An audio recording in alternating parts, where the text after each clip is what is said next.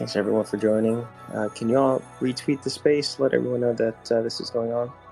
Thank you all for wearing your hits today too.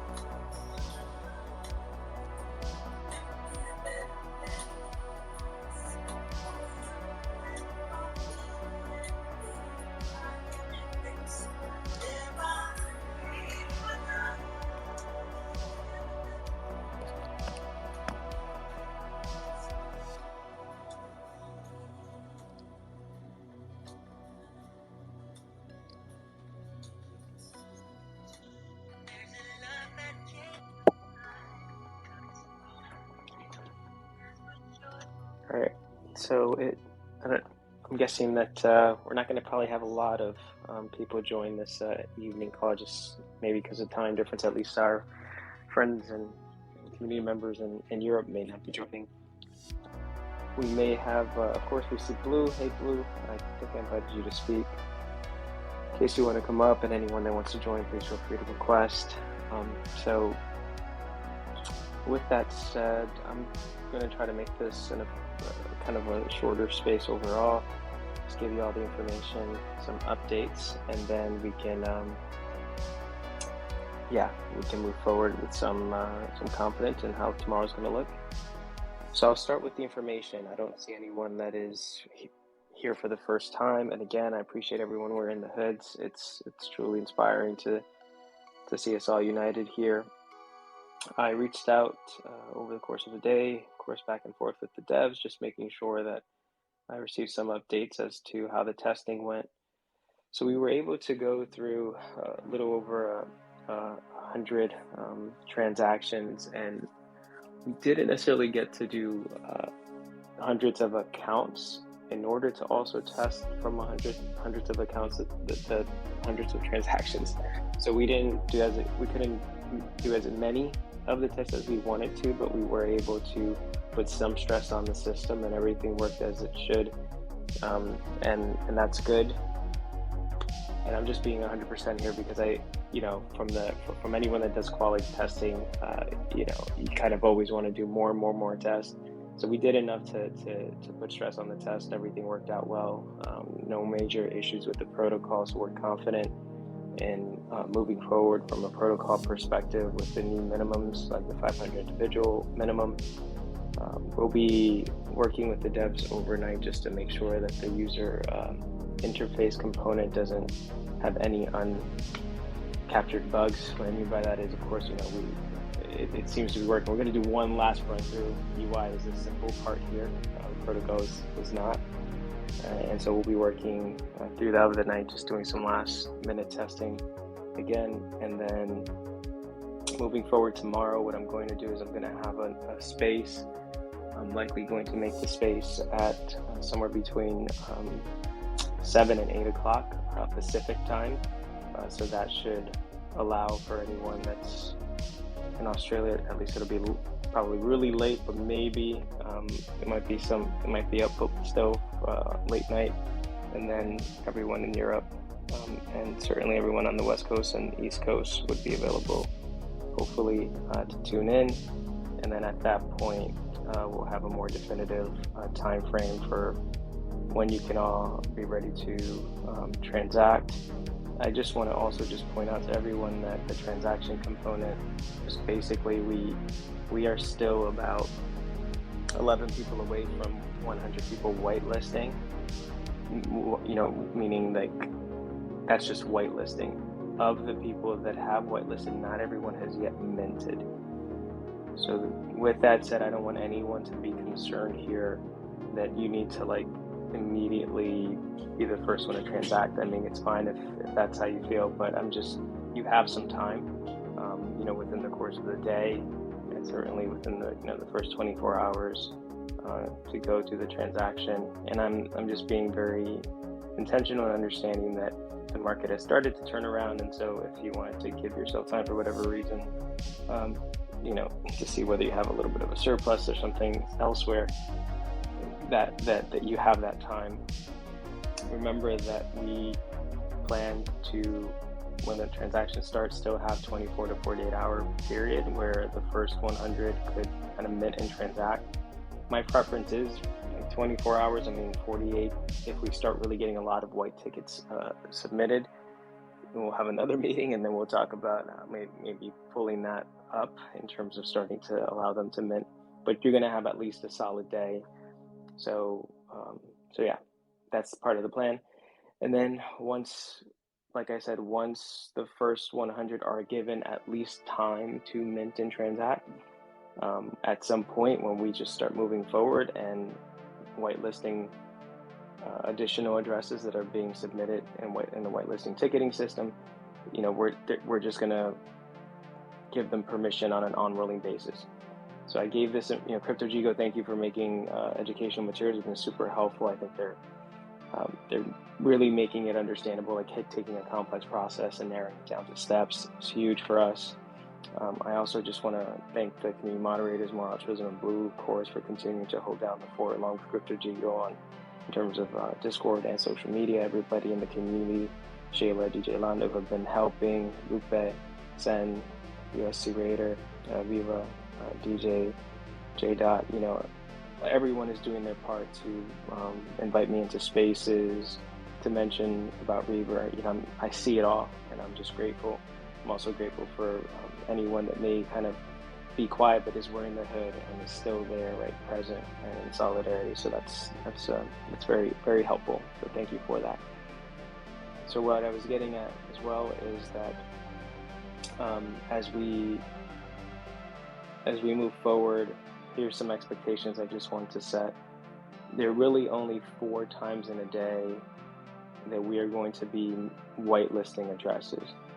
We have had community members definitely understandably coming in, submitting the ticket and saying, when is this happening? And for now, it really is going to happen 4 times a day. And the biggest gap in terms of like time frames, CryptoJigo will likely post that in some education material. We were communicating about it. It'll be somewhere between 11:30 a.m.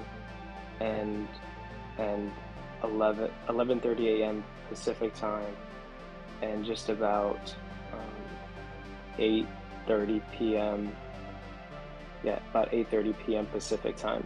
So within that window of time, there's going to be probably the least amount of immediate whitelisting of addresses. So call it the dark hours, night hours, third shift, if you will. And it's just basically there's a lot going on during those times of the day, a lot more in terms of debugging and just making sure that everything's working well, and of course doing other things related to the actual platform. So we really are trying to keep it to 4 times in a day, and that process is because there's an administrative component. So when you submit the ticket, remember we have to take that address, we put it on a secure document, we get it to the devs, and then the devs whitelist. Batch form is better. So for the most part, it's been a little low the volume, and so I'm getting them like 2 or 3 at a time. But we can't, they can't, their whole days, can't be just pulling 1 or 2 addresses. So the four times a day is going to be helpful from an organization standpoint. Hey, Blue, you have a question? Yeah. Just along the time frames, just quickly. So when those 4 time frames that you will be adding to the whitelist, when you release those times and let us know, we'll just plaster it all over the Discord for everyone, so they can just always check in on those times to see if they've been whitelisted, rather than having to sit there every hour on the hour just checking for themselves, because I know some people probably have already done that. And we'll quickly avoid that situation pretty much straight away. Yeah, that sounds good.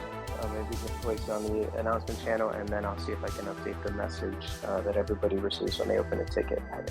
Currently it is updated, but we'll include those timeframes too, so that at least you have some expectations there. Also, anyone wondering, we were debugging some of the reason that people were having some trouble. There should no longer be any processing or delays. Everybody should be able to mint without an issue. What we noticed is that one of the calls that we were making was to determine if there was already an NFT present in the wallet, but it wasn't very specific for the contract under the one that we've developed behind the protocol, which is why anyone that had set up a MetaMask for Reaver was able to transact quickly, and then anyone that was using a wallet that already had NFTs was having processing issues at times. So it's unusual that some people still manage to execute on it, but independent of that, we did identify that there was a call that needed to be more specific to the NFT on hand, so that should, like M Burn was having issues, he immediately was able to transact once we captured that and debugged it earlier today. So that was a UI issue, that wasn't a protocol issue, so that was a user interface, because I did mention we're integrating Morales.io. Just wanted to give that background so that we can all confidently know that people should not be running into the issue again. And then, okay, so in terms of tomorrow, like I said, holding the morning space, going to schedule that out once this call is over. And morning space will be more specifics around the time frame tomorrow that you can expect the transactions to begin. The testing went well. We did some stress testing. We created hundreds of transactions to determine how it would play out, right? So we did stress on like the quantity of transactions. We did not get to hundreds of fake accounts, because that was just ultimately going to test something else. But we were able to still put stress on the protocol, and everything worked well without any issues. So in the morning hours, before the space even takes place, just so you know what we're going to be doing on the dev side, we're making sure the UI, the interface you're going to have with all the data in front of you, right, is working well, and that's the last check, if you will. We're going to go almost line by line again on every single code that was written on the liquidity event protocol. We're going to, in the last step, finalize that minimum amount of individual participants, right, and the minimum Ethereum that we've discussed. Make sure that's set. We have the space. At that point, everybody, you have this, again, repetitive update, but still, just so it's clear, if there's any lingering questions, we get them answered. And then you, at that point, go on, understanding when the transactions will begin. And again, please do not feel like rushed, right? There's still going to be about a 24-hour period at minimum where you will have time to transact, and you're not going to necessarily be running or competing against any additional waves. We still have a few spots left over for people to whitelist and to be one of the first 100s, right? So everybody here is in the clear, and then don't worry about again, if you haven't minted yet, don't worry. Like, again, you're going to definitely have time to mint even before the transactions begin. And so if there's any questions, you can DM me about that. But I just want to make sure no one's kind of starting to have heart palpitations here. This whole thing is really been, I would say, a kind of conservative path towards a launch. We've been very responsible about taking steps forward and making sure we're double checking, testing, and then moving forward as the momentum builds. I think it will. I don't think tomorrow's going to be that day. I think tomorrow's going to be a day, of course, where we're continuing to message to inform people about what's going on. But from your perspective, in terms of transactions, just know that you will have time. And it takes 100 transactions, so one transaction times 100 people, to ultimately reduce that minimum cap, that maximum cap down by 10%. So just want to reiterate that. I want to thank everyone who's joining today. Crypto Gigo, Shayla, can you hear me? I see my volume a little, like it's kind of stuck. Okay. Yep, you're good. Okay, yeah, it's weird. It's kind of showing like just static. But yeah, thank you, More Altruism. Thank you, Blue Sea Light. Thank you, and welcome to the Hooded Reaver. Crypto Angel, DJ Lando, Viva, J Dot, Scorpion, see you there, Lupe, Sen, CC, Yossi Raider, and Jang. Thanks for joining. So with that, this is just a brief morning update. Happy to answer any questions anyone has at this point. Shayla? Yeah, thank you, Warrior. I wanted to just, it wasn't really necessarily a question. It was just that I did reach out to two individuals who were having a hard time logging in. I did submit information to them via DM so that I could help if there was any way, if they were still interested, because I know there were still some people still having issues or problems with connecting the MetaMask wallet, but I hadn't received any update if they tried again or anything like that, but I did reach out. So I just wanted to provide that update. Oh no, thanks, Shayla. So again, if they were not setting up a wallet that was unique for Reaver and they may have had all their NFTs in the wallet, it could have been an issue with that call that we were making. So at this point, that should be cleared up. So if they try again, and if it was that issue and not something on their devices in terms of having to restart or clear cache, then it should work. Okay, I know they tried a different wallet. And I think they went through like I don't want to say the wrong one. I don't know if it was a crypto.com wallet. It was able to do it that way, but I said you would still have to use the wallet that you submitted. So I think you're going to hold pretty much to that, or if they felt comfortable using another wallet. I mean, what they were able to mint with a wallet that they didn't whitelist? Well, they said it would work better with that, and I might be saying it wrong because I just let me see if it was a DM that was sent. It's all right. I think whatever wallet they want to mint, I'm pretty sure that they would have to be whitelisted, because we do have also they would have to whitelist it. I will say that if they were using MetaMask and having issues, if they try again, it should work. It could be if they were using a MetaMask that, again, already had NFTs that they were carrying in it, it could have just essentially assumed that they had an NFT in their possession, therefore counted that as one, as compared to just being very specific about this NFT. So that's why some people who had set up the NFTs in an independent wallet were fine clearing it, and then we did have Ember and another person experience the issue with not being able to mint, but we've cleared that up. Both have been able to mint. So okay, I'll have them try again on the MetaMask wallet. Thank you. Awesome. All right, thank you. Appreciate it.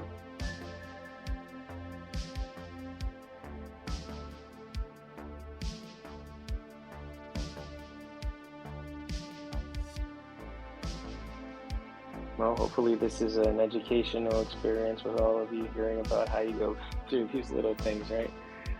Just making sure that these little gateways that you're creating are fully functional and working well. So it's good, I think, that we started at a slower pace. I think overall this was actually healthier for where we're starting, especially moving forward with the aim to have 500 people participate. Imagine with something as minor as that, how that would have looked when 200 people are trying to mint at the same time. So yeah, so that's great. Any other questions?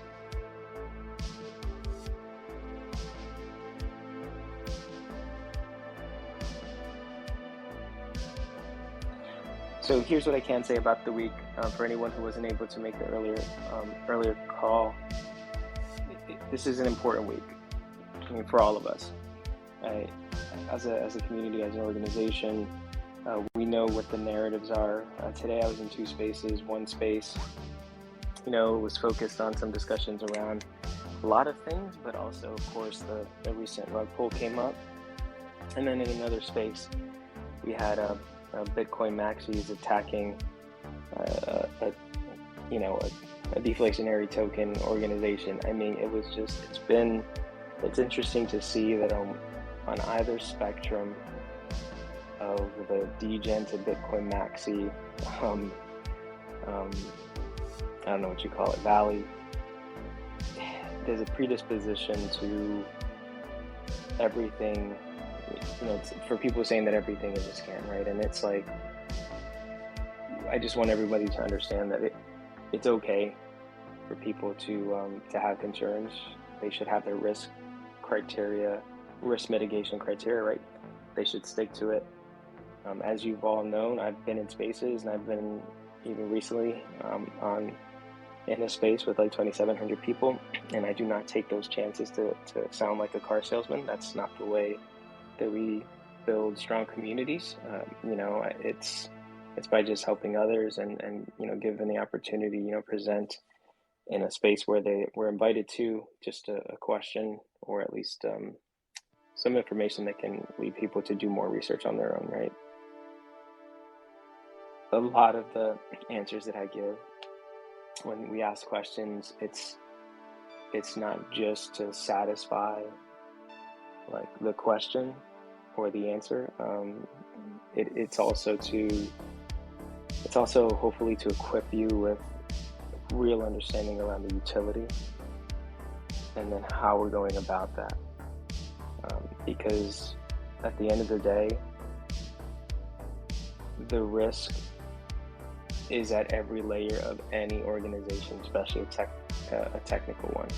And I will say that any token that exists in of itself without utility, it is fair for anybody to say, like, what is the end goal and the aim for that? So, our vision as an organization, as a community, needs to be very clear, because it isn't enough that we have a successful liquidity event launch or a successful token launch. All of this is so that we can have, an instrument combined with another instrument like a DAO, right, that is used within the organization's technology platform to, again, redistribute profits, to strengthen the liquidity pool in the more direct way, as well as to ensure that the influence, the governance that's taking place at different layers of the organization is shared, right, amongst the community. And the Bitcoin maxis today didn't believe that DAOs were anything but a scam. They didn't believe that tokens were anything but a scam. Everything was a scam. But they also couldn't answer the question as to whether Bitcoin's going to change the world, because at the end of the day, it doesn't change the business model. It just fixates it. It's anti-inflationary, but it still serves the same purpose as an exchange, a reserve of value. If anything, a stronger reserve of like wealth, right, than any type of fiat would ever be. And then on the other hand, we have to also be, and I want to be very intentional saying this, we have to be careful that while we are an ERC20, while Rever token will be an ERC20 deflationary token, that might be attractive to some people because they foresee that there's a potential for deflationary tokens to be reserves of wealth. I just want to be clear that that's the nature of the token. There are tokenomics, all of that is described. There is a tax and there is a reflection component, and all of this is true.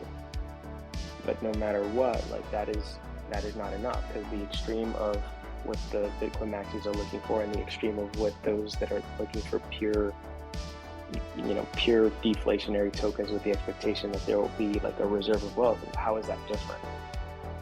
How is that different? Like, we have to exist in the in-between. Like, where's the utility? Will it be transactable? Will it be an instrument to redistribute profits? Will it have a role in the transactions that are taking place, even if it's not the direct, even if it's not used by the businesses at first? Does it have a role in the mechanism? Because, and then the question becomes, and just to be clear, it's like, does it need a role? And I just want to be clear in saying this. The only way to disrupt an industry and how its business model is structured is to embed a solution, right? To embed ourselves, to embed UniRiver in that industry. So if everybody thinks that it's working just fine, then no, there's no reason for a utility token. There's no reason for a DAO. I mean, if anybody's starting on that premise, right, then there's no reason for anything. Then the only thing that healthcare should ever do is just adopt Bitcoin, right? Or like, from my perspective, and I hope that from everyone's perspective after hearing me speak and hearing us speak collectively about the challenge that we're faced with and what we're going to focus on addressing and solving, is that the instruments that, yes, are used by nefarious characters to create Ponzi schemes and rugs, those instruments are just instruments, and if those instruments are intentionally used and embedded in certain platforms, and if they are utilized in certain ecosystems, they can actually be used for good. They truly can. But we have to be clear as to how we're using it, why we're using it, and as to the limitations. So deflationary token as a whole, eventually 100 years does have a limit. Anything that becomes a reserve of wealth is less likely to be transacted. That is not now, right? It's not, it's not even like in 10 years. I mean, when you look at the burn rate and depending on the hyperburn mechanism, unless you're just manually burning, like, there's still time.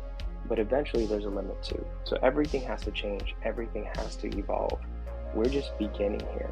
This is the start. We know what we need to do. We know how we're going to leverage the instruments. But eventually, when the whole world is using any medium, any platform, if the platform grows that big for the world to be using it, it will need to develop additional instruments so that people can transact across that ecosystem, right? And we can't predict. We could hope, but necessarily predict whether, how far across the globe Rever can grow, and how much beyond just product procurement can Rever extend to in terms of services. But if it does extend that far, if it does grow that much, then we will have another one of these meetings with thousands of hooded Rever talking about, like, what is the instrument that we need to ensure that we can bear the weight and responsibility of helping people beyond just procuring products, but through their services or through insurance coverage.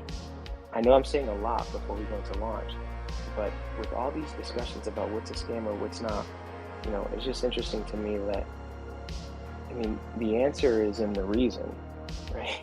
Like, the answer is in the vision, the answer is in the details. Like, what is the plan that uses this instrument, and how, and in that plan, can you describe how we're using these instruments to ultimately decentralize power structures, change business models, transform an industry, redistribute profits? Like, a lot of people are like, oh, these are just narratives, these are marketing tactics. But it's like, well, the biggest marketing tactic we have is that what we have is good enough, right? Isn't that the biggest marketing ploy? That we should all be happy that we live in a country that provides, quote unquote, the best healthcare, and yet we walk down the street corner and see people struggling with mental health that are homeless, who are 16 times more likely to get arrested for being homeless and having mental health issues. Or the fact that clinics used to be free, and now you'll be lucky if you have a private practitioner that gives you some pro bono hours because they're good-hearted. Like, isn't that the biggest propaganda, the biggest marketing scheme? So I know I'm getting a little preachy, but it's a little frustrating when you go to both sides of the aisle in crypto and you hear the same narratives, right? On one hand, things are fine and nothing should change because things are fine, which is a scam in of itself to even make that conclusion. And on the other hand, that, you know, that everything is, you know, a scam and I got to look out for my own. I got to do my own research, take responsibility. And if you get hurt, it's your fault. Like, it's just all this stuff. It's sad, and I don't want us to get caught up in it as a community. I know we're all coming with, we wear different hats, we're in different communities. But I just know that moving forward this week, just give people the information I've been giving you, right? Like, they have additional questions, they can come on Discord, they can ask it, they can bring as hard of a question they want. They can bring the assumptions about deflationary tokens. They can bring assumptions about like what risk mitigating criteria they feel we need to take. They can talk about the strength of an LLC compared to a C Corp, which I find hilarious. They can also talk about, you know, how Bitcoin is going to somehow make, you know, Web 2.0 companies go into like do the right thing. It does, you know, all of that stuff. Let them bring it to the space where I'm 100% happy to engage, but please don't let your energy get consumed off of it. You know, I think what's important is like if you're presenting information, present it, and then let others, you know, choose to live their lives with the narratives they have. Without a doubt, one thing is true: we need to execute. One thing is true: we need to show, and that's going to be our focus. But until then, I just want to make sure everybody here can walk confidently in understanding what we're doing. And so these spaces are always going to be open for you to ask any question, however complicated that you want to. Hey, C-Light. Hey everybody. I just wanted to say amen to basically everything you were saying. And I want to give a huge shout out to Shayla because she gave me that extra push yesterday, and then immediately after Shayla DM'd me, like literally 10 seconds, Warrior DM'd me, and I was like, wait, what? I was like, yeah, I know. It's like I'm supposed to be here, I'm supposed to be hooded, and I'm so excited that I am, and to be a part of this community because, you know, what you're doing is amazing, and this is the reason why I haven't gotten into NFTs much. Because it's like, okay, what's the utility? Like, other than saying you're gonna go donate, you know, to a charity, like what kind of work and service are the members of your community doing for others? And, you know, at the core, that's what's important. So I love everything about this project, and I'm looking forward, you know, to helping grow the team as well. So that we can get this word out of, you know, the good work that we are doing, and then we'll continue to do.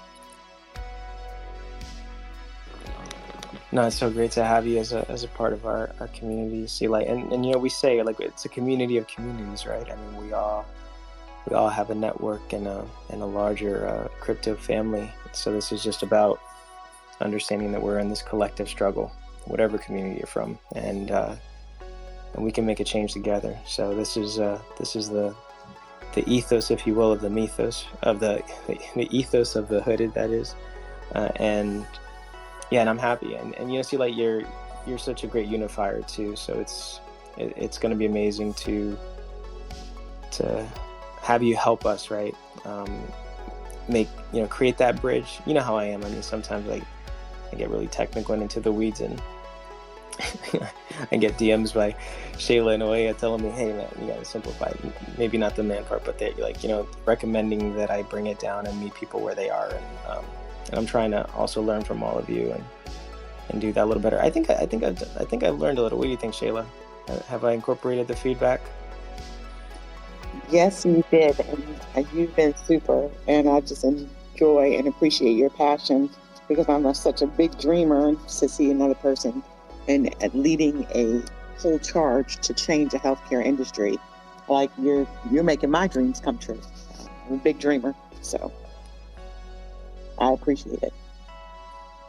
Awesome. I appreciate you. And so everyone listening, I want to say, I mean, if it's up to me, I love looking at the screen and seeing you all here and us sharing space together. I do hope that, you know, when I don't know if things are ever going to feel like they're stopping one, because they already don't, and I think it's only going to feel more accelerated. But it would be great to have something that maybe we can brainstorm about, to have almost like a community reset, like a day in the week where we could honestly just like hang out and have random conversations. Obviously, it's a busy day, so today might not be the day for that, but I do want to, open up for like what that might look like. And maybe it's exactly what we're talking about in Scriptotainment, right? Maybe it's about us like telling stories. I mean, whether it's our own, or maybe if you're not comfortable, maybe just bringing stories, right? Like just a reminder as to what we're fighting for. And we do that in healthcare all the time, and it's an important part of it, because so many frontline workers, like, you see so much pain after a while. You get desensitized. Not everyone does, right? But I think there are people that do, and if you don't have a way to anchor back into like that humanity, you can get lost. So maybe we can create safe spaces for us to just digest what like the humanity of it all, and bring stories, and whatever they make, whatever kind of stories, happy, sad, powerful, but maybe something like that. Hey, Shayla. I just wanted to also say thank you, Sea Light, for joining us from Women's Empowerment. And I also wanted to say, from the last space, I even had an opportunity to meet Viva and get to know her. So I think having that safe space where you can just kind of relax, unwind too, if it's just for a few minutes or so, it's really helpful, because you really get an opportunity to know people. So outside of just knowing about the Reaver Project, I get to know you as a person, because we just kind of talk to each other over the phone. But I think this is a wonderful opportunity for us to get to know each other and build those bonds. So thank you. Yeah, no, absolutely. Thank you so much, Shayla, and I agree. See, like, with the hood on, so it's good to see that. Hey, Blue. Yeah, just going off what Shayla said, pretty much, with the spaces and pretty much just coming around just to share stories and talk and all that. That's probably also one of the best perks of us centralizing a lot of stuff around the Discord, and having a voice channel in the Discord where you can just join in, and if you see someone in there, just join in, start talking. It's probably going to be like one of the best ways to construct and start communicating those stories and creating those spaces at the same time, as well as doing them through the Twitter spaces as well.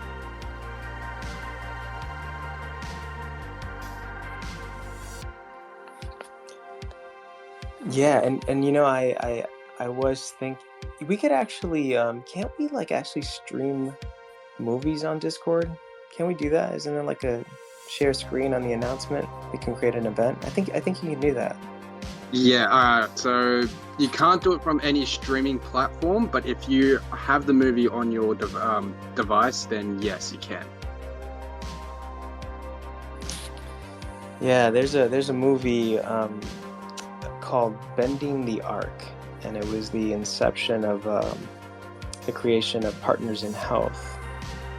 Some medical Harvard students went out and started to collect supplies that they could bring to Haiti, and that was like the beginning of a worldwide nonprofit organization that focuses on setting up medical clinics, and they were helping around the COVID time too. But that it's not about COVID; it's about how it was created. But documentaries like that, again, things like that. Maybe we can do movie nights, story nights. I know that we're talking about the launch. I just want to. I feel like every time you hear from me, it shouldn't just be all technical. I'm happy to do that, but we're not. There's a thing that happens in healthcare where you're caring for people all the time, and then you forget to care for the people you're working alongside. So I just want to be very self-aware of that, and especially with community members that are out here in spaces all day, trying to not only obviously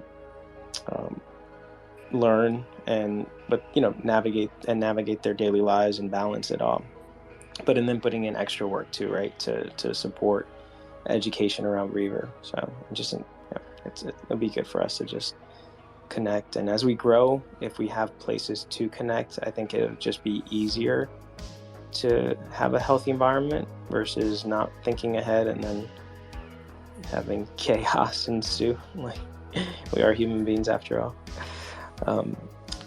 So with the launch, I'm just going to reset one quick time here again. So tonight I just wanted to again remind everyone that we had been testing since we increased the minimum requirement of individuals that would participate to 500. We did some more stress testing, looking at transactions and hundreds of transactions to see and make sure that the protocol would work as designed, which is decreasing, for instance, the maximum after the 100th transaction down by 10%, right? And we wanted to just make sure that all of those functions that have been put in place were operating as expected. So far, everything was working fine. So we put some stress.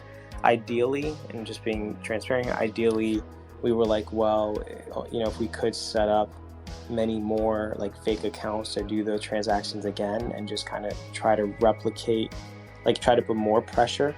So more transactions coming from multiple accounts and trying to kind of push it past that 101st and 201, etc. That, we would I think any scientist or anything would like to do that more and more, right? Like try to destroy the system altogether and put that much pressure. But so far we put enough pressure to see that it works. So we'll have to leave the scientific experiment for another time. I mean, we could extend it just for the sake of experimenting, but like I said, we didn't catch any bugs, and nothing went wrong. And we did push it to the number of transactions that would show us that the decrease in the cap was going to be functional. So that's full transparency what we did over the weekend, which I had mentioned, and I just wanted to come back and share that was what had been concluded. With the devs and I will be doing a last pass through with the user interface, and that's just to make sure that the data obviously is being pulled. It's a last pass through. It's just for the sake of making sure that there's nothing that we missed in terms of how we make calls to the protocol. All we're doing is pulling data from the protocol so you can have it in front of you and have some status updates. I'll then hold a space, and then that space will give you kind of the last updates with an understanding of the time frame in which the launch will begin. And between that space and the launch, when you deploy a protocol, there are obviously steps that need to happen, and steps that cannot be rushed, that are very responsible. You make sure everything is done well, and so that will be taking place right up to the point when the launch happens. So no matter what, you'll have a time frame, but you won't have it to the minute, simply because we're not going to be rushing through clicks just to make sure that it's at a specific minute of an hour. But for the most part, you'll have an understanding of what time, what hour, what range of time, within an hour or two it'll take place. And in the meantime, sharing the information as we did over the weekend, letting people know about ReverDefi, any opportunities that you see to present, not necessarily intrude, but where there is an opportunity to present, I'd love to go in there. You'll have about 24 hours to 48 hours, and my preference is 24 to transact comfortably. You're not going to be competing with anyone. You're still going to be a part of the first 100. So if you wanted to even wait a day and just see how the market is, if you're choosing to participate and then you're considering what it might mean to make decisions around your portfolio, I'm not going to say what that is, but I just know you have time. Please do not panic. Once you still have more time too, because once the gates open and we've informed people, as you can see, the metaphor of gates opening doesn't always mean that there's a stampede coming through the gates. So I still think that there's still going to be even some more time. If you were not going to invest at the maximum cap, which is totally fine, whatever you were going to do, whatever you can comfortably do, you make that decision. But just to point out, if you weren't going to go at the cap, then you can even take more time, right? because only thing that happens is the cap reduces by 10% every 100 transactions. So there would, you even have more than, a day or 2 days or 3 days. I wouldn't push it a week. Definitely wouldn't push it that far, simply because we don't know how the numbers are going to build out. And then remember that after 24, 48 hours of people, so essentially by Wednesday, we're just going to keep whitelisting people as they come through 4 times a day. We're going to just send whatever batches we have of addresses, to the devs, and then whitelist, and then mint and transact. So everything you've experienced in terms of steps is unique, because starting like Wednesday of next week, as people whitelist and they mint, they can immediately transact. So at that point, you might start to find, if you're waiting too long, that there's some competition, simply because, remember, we have a minimum requirement of people being 500 and then the minimum ETH of 85. So once those two numbers are reached, like those two switches are flipped up, then we go to the liquidity event ends and trigger the launch. So that's the update. That's the time. Again, there are people that may not have heard in the morning. I try to hold spaces 2 or 3 times a day. I know if it's redundant, you're not going to be hearing much different even tomorrow, with the exception of like the time frame, more like a more detail, like, okay, this is based on the process and steps we're taking to now deploy and execute. So you'll be looking at it within this hour or two. So any questions?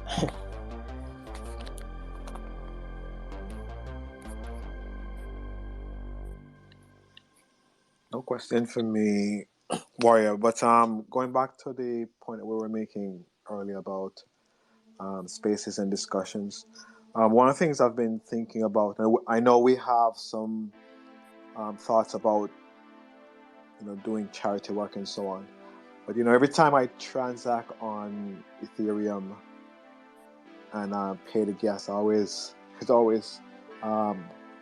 reflects to me that there are people in the world that possibly their entire salary is the same as the ETH I'm paying. And so one of the things I want us to be thinking about as a community is possibly, especially folks who are going to participate in this liquidity event, that long-term, can we create an instrument that, we could use like an NFT or something that, we can manage ourselves, or, as part of Rever, as we kind of try to distribute our influence globally, that we can use to identify families, children around the world, that we probably could assign these NFTs to and participate or contribute to their long-term endeavors.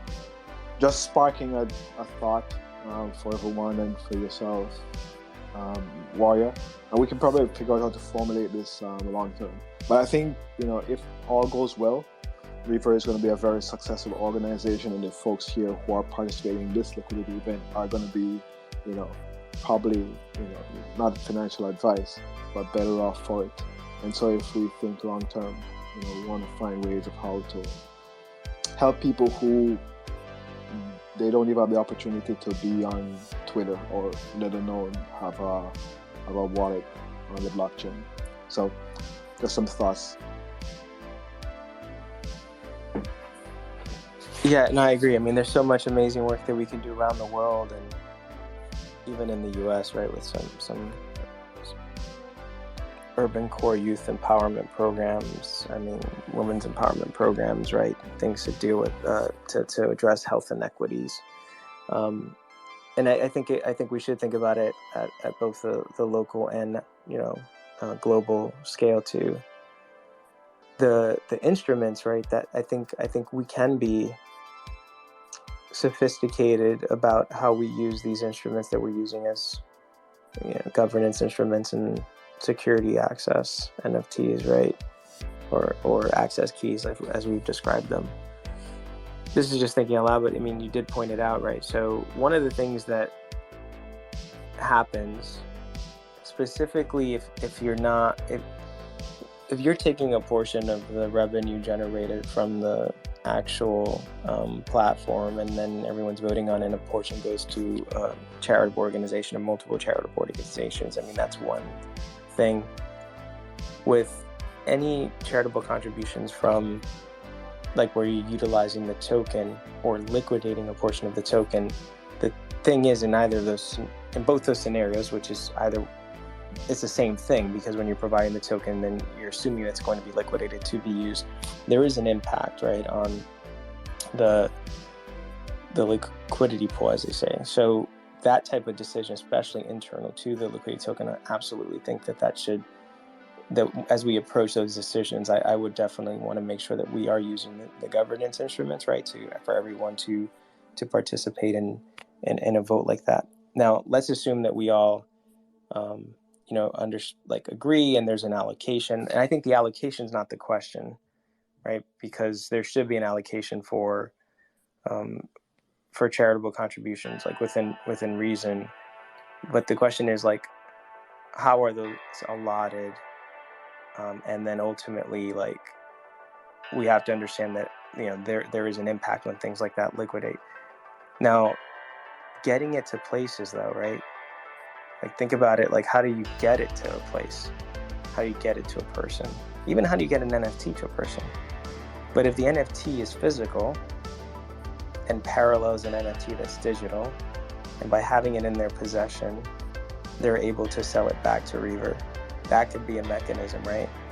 Where essentially we're just getting into the hands of the right people, and then ultimately kind of like a buyback program per se. And the buyback program is essentially our ability to execute on getting them the resources. I mean, there's just like interesting ways of bringing NFTs into the real world in order to ensure that we're avoiding the corruption we see in institutions, but still getting the funds that are needed to people, and making sure that they are the people that need them, right? That's the person or the organization that we got that physical thing to, that they're then giving it back, essentially. I like it. Sheila? Hey, Blue.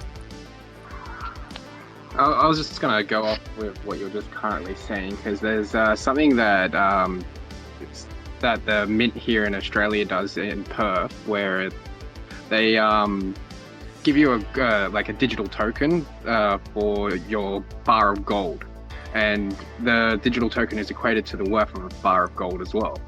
But if you take your digital wallet into like the Perth Mint, and you show them that you own that token, they will give you that bar of gold and take that token away.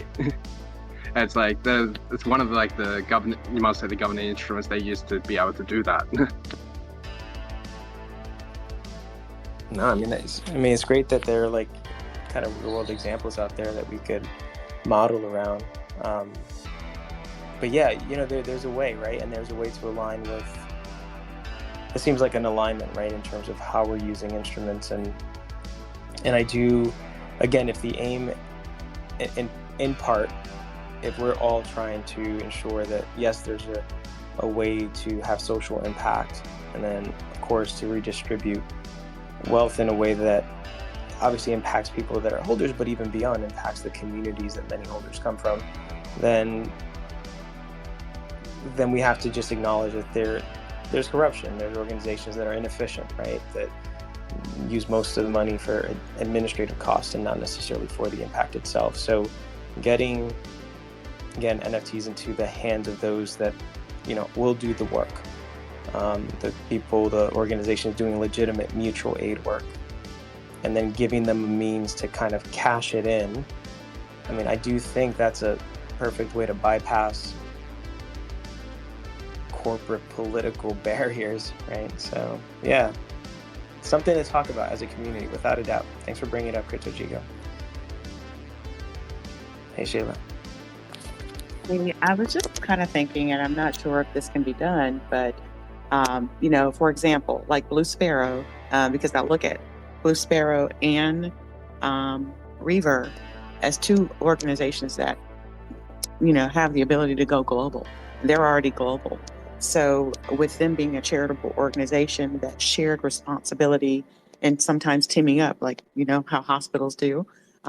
They go outside, they work with other hospitals, you know, kind of the same concept, you know, working together so that there's more of a shared responsibility. And I don't know how possible that is, but it's just a thought.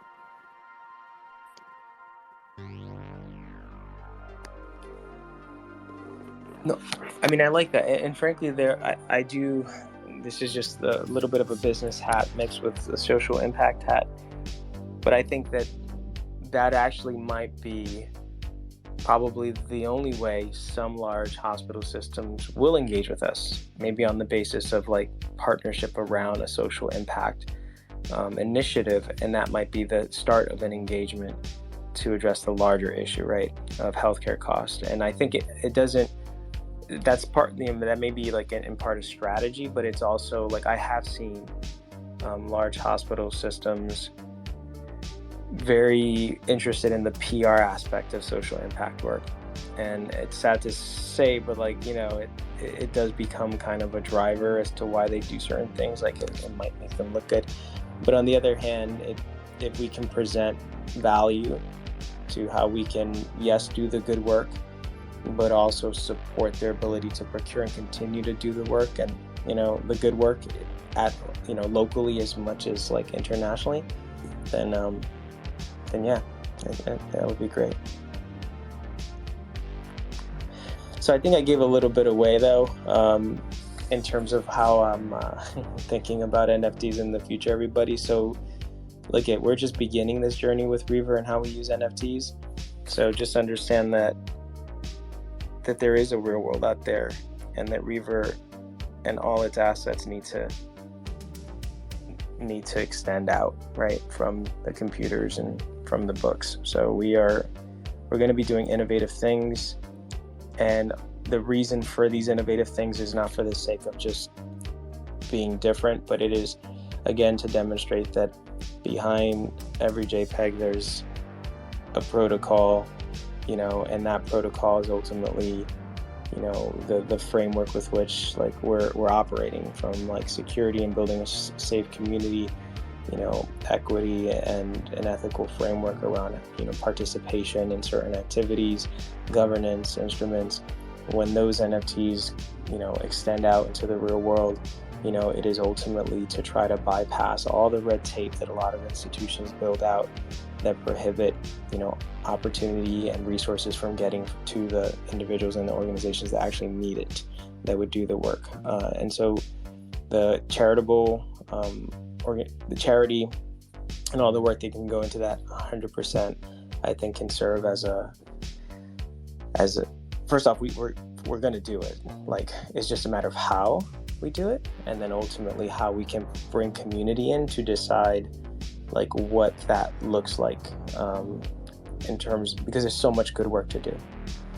And even when I think about healthcare, I'm actually thinking about stuff that isn't related to healthcare directly, but I don't want to say that. It isn't something that everybody thinks about when they think healthcare, but like the social determinants of health, right? Like housing crisis, like you think about environment, nutrition, you know, just like education, I mean, basic education, you know, and so all that stuff matters. We can't solve all those problems overnight, but we can chip away. And frankly, the work we do should be very, not just chipping, but we should be sculpting. And so everywhere that we invest, everywhere that we kind of hit and push on should be forming, right, the end image, the end edifice, whatever you want to call it. But whatever it is that we see the future as, we need to show it in our actions. So I'm all for it. I also want to continue to come back to this launch and just let everyone know, like, this is early, right? So this is a perfect time for questions, even the ideas that everybody's presenting, because this is the time where we set a framework that hasn't been planned for 2 years. And that framework is like, how do we grow community? How do we do so organically? How do we create safe spaces? How do we create inclusivity while acknowledging that we do need to move, and sometimes that movement will be in an accelerated fashion, right? And so there are some decisions that are going to have to be made no matter what, but still in that striking that balance between having to move forward, being restricted within, you know, the law of itself, what we can do and what disruption means, right? But ultimately ensuring that the community as a whole has an opportunity to ideate with us while respecting their ideas. I also I want everyone to know here, if you have an amazing idea and you actually are thinking about starting your own healthcare venture or anything, you're hearing it from me, feel free to feel free to not share if you do not feel comfortable sharing. And the reason I say that is I'm always happy to help, but being someone that has created things over time, I also feel like sometimes you have to nurture that baby and make it grow before you present it to the world. So I appreciate everybody being here and sharing their wisdom and knowledge. But if you do have something in your heart that you know you're going to move forward with and you want to do, like, maybe that's not ideally what you want to present to the space just yet to the community until you've, again, nurtured that idea, right? And then when you're ready to present it as your idea, it'll always be welcome. And I'm always, like I said, happy to help in a more safe setting. But we all speak very openly. Certainly you hear me giving answers, but I've grown comfortable with talking about Rever Univer after a long time, right? And I'm confident in my understanding of why we're moving forward, but it's taking me a lot of research and to get here. And I've overcome the paranoia of whether someone will steal an idea, just because at some point you just know that you know enough to move. And so the only fear isn't whether the idea will be taken, but whether you're not going to move fast enough. You know, and so that's the state of mind that I think everybody should be in. But if you're not there yet and that idea is still young and you're nurturing it, just keep it to yourself.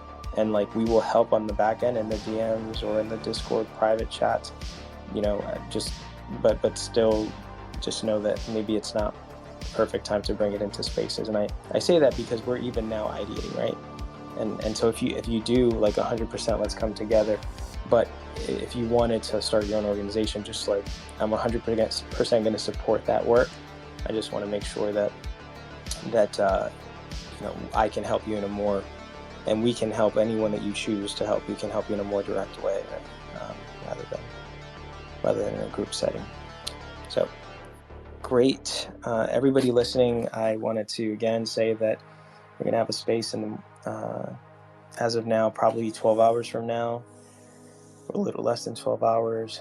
That space is going to, again, just repeat everything I've said now.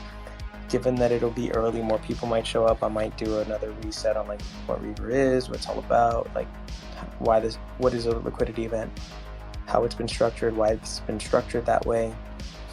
And I'll probably answer questions if enough people show up, and then ultimately we'll give a time frame for when the transactions will begin for the liquidity event.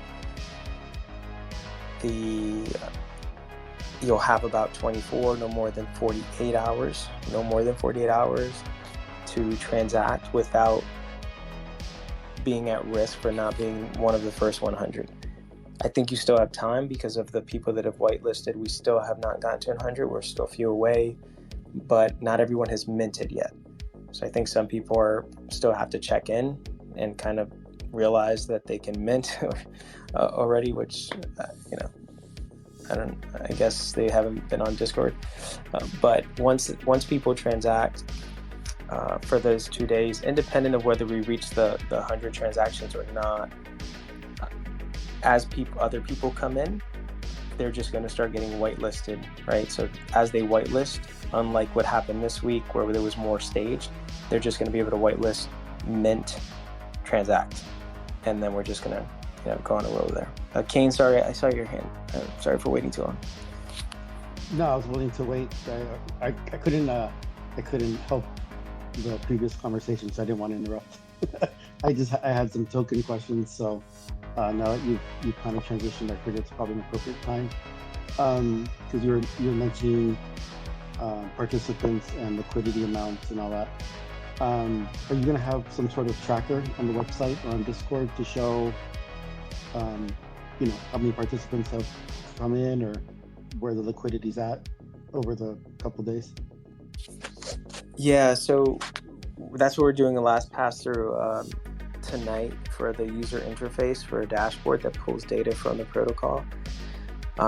Specifically to the number of participants, I have to ask my understanding based on the tracker I saw that we had focused on today, it was more like we were tracking waves.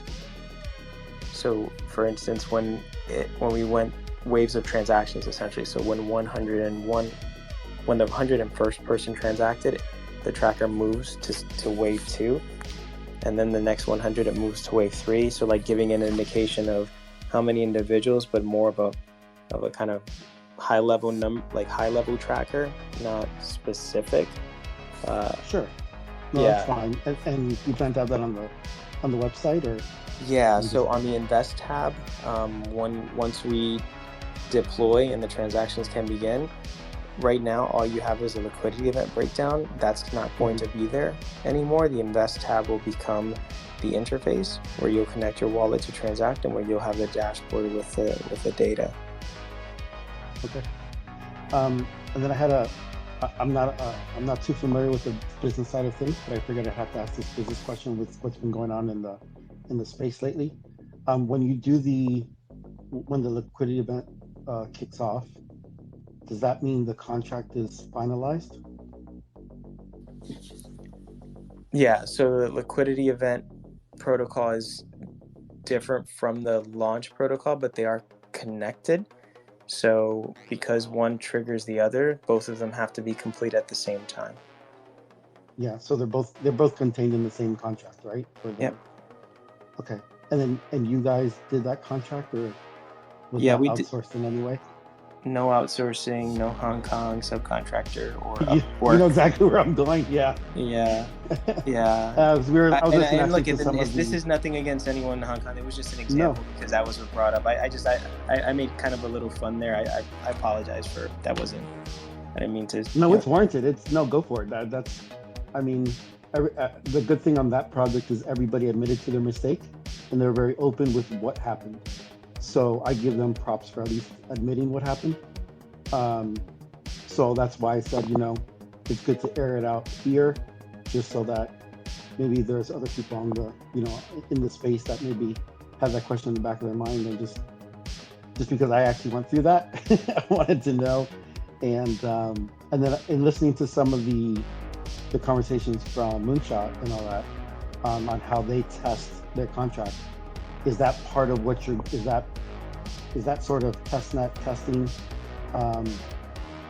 Is that what you guys are doing?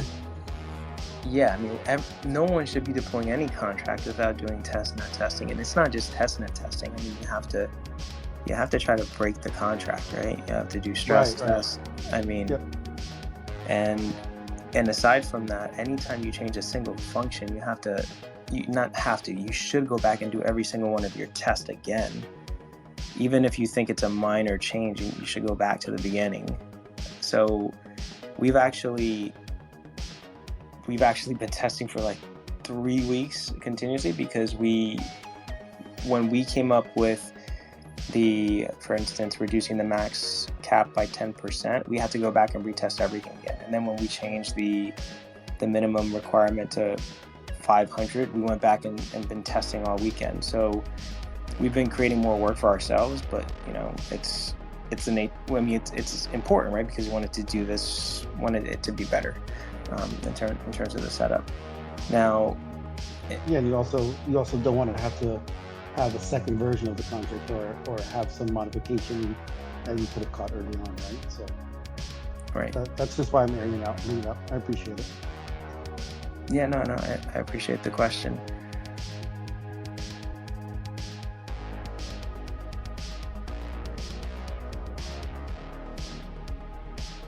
And I want everyone to, if you can just go back to the white paper tonight, tomorrow, just make sure again that you review it. I keep stressing that there is a 7% dev wallet. There is a function to essentially stop allowing stuff to go into the dev wallet, and then it goes back into the liquidity pool. There's also of the 10% tax, that 7%, specifically that 7%, like, can be pushed down. So even if the dev wallet were 7%, like, inevitably we don't want to have that there when the Unilever platform opens up. So it's a cap at the top the way the contract is written. In other words, it can never go up.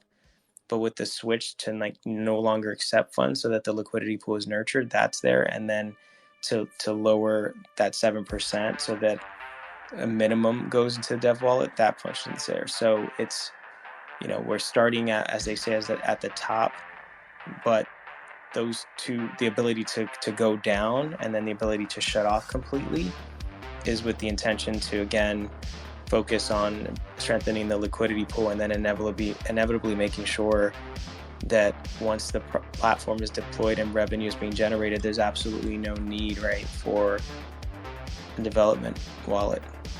So just want to make sure everybody understands that as well.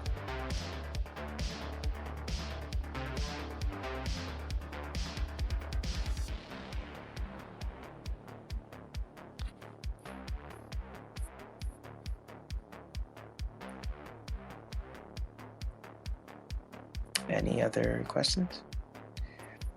So I see Ana, nice to see you. Thanks for coming, Dr. Torres. So Dr. Torres and Dr. Torres, thank you both for coming. Cece, thank you for coming. Safe Move Sam, good to see you. Timothy, thanks for joining. Blue, I still see you there. You seem to be dropping down. Professor, see you. Sen, thanks for joining in. I appreciate all the tweets sent too. I mean, everybody is retweeting that. Sen is the master of hashtags. I didn't realize, like, he gets every single hashtag in there. It makes me feel like there's 400 characters. It's magic. Dusty, thanks. Lupa, thanks for coming too. DJ Dot, Sea Light, thanks for sticking around. DJ Lando, DJ Lando, the man who never sleeps. Viva, thanks for joining. Crypto Dave, thank you for being here. And of course, Shayla, more autism, and Crypto Gigo. So Crypto Gigo's been putting out some great edge scripts. If everybody can retweet that and share with others. We're working on the next drops for the Mythos 2. Not working in that they're being written, but working in that we're presenting them in audio form to make it more interactive and easy for some to listen to.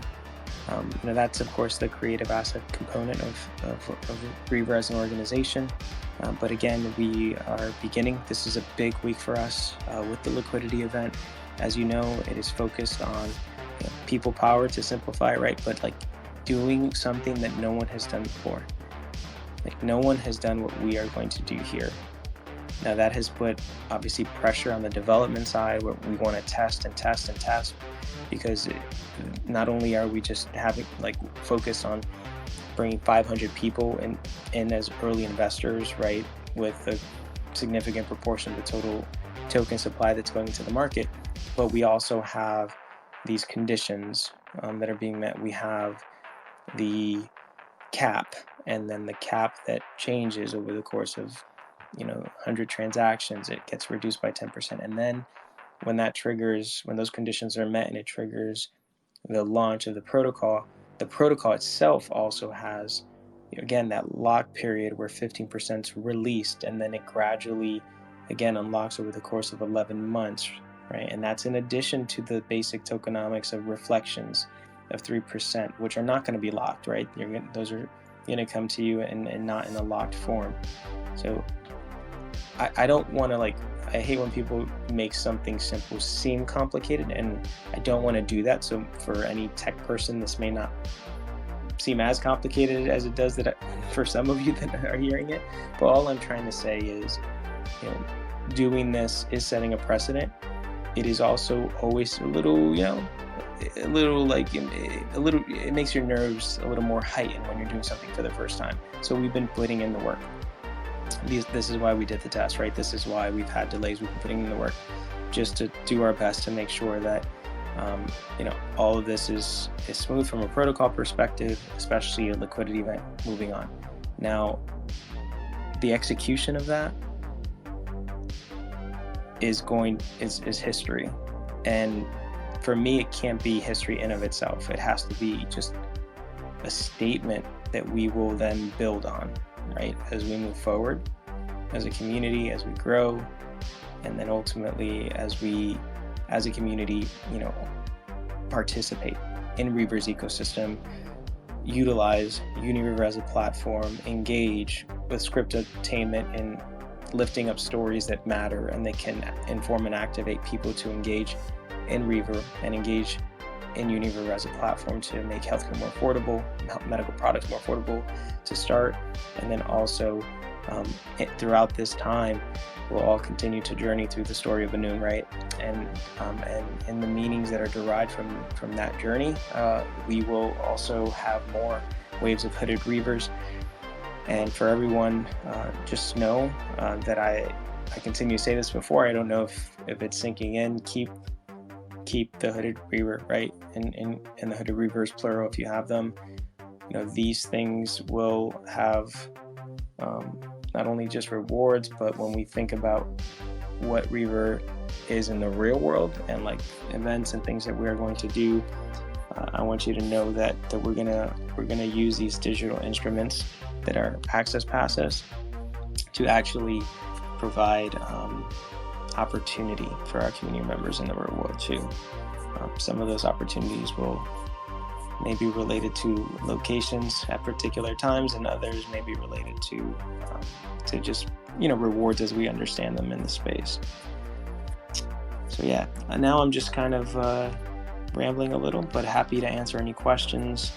I think I've repeated the liquidity event step already, which in terms of the conditions, and then ultimately tomorrow morning having a space around we're around 7 a.m. to 8 a.m. Pacific time, and in that space rehashing everything I've said now, probably going over ReverDefi again for anyone who is hearing about for the first time, also addressing any questions that they might have, going through the liquidity event, and then for everyone here, the new information.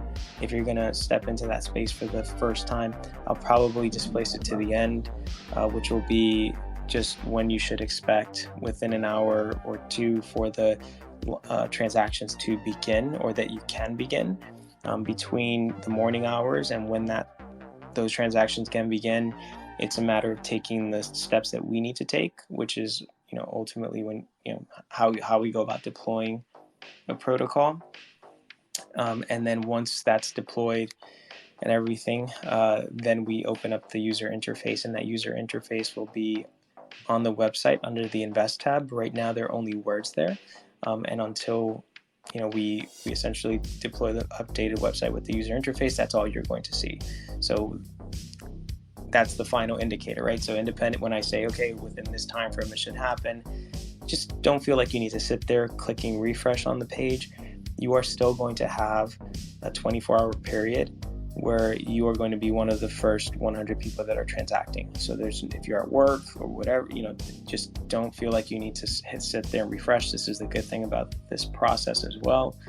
Now, by Wednesday, I will say that's my preference. By Wednesday, no later than Wednesday, we will begin to permission and whitelist anyone who has submitted a ticket for whitelisting on Discord, and it will be on an ongoing basis.